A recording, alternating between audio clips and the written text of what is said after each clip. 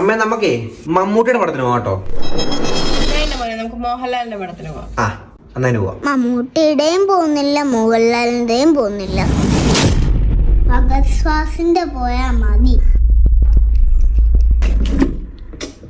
അമ്മ ഇന്ന് പുട്ടാണോ? അവള് പുട്ടല്ലേ ഇവിടെ കഴിക്കത്തുള്ളൂ. എന്ന് വെച്ചാൽ എനിക്ക് ദോശയില്ല ഇഷ്ടം.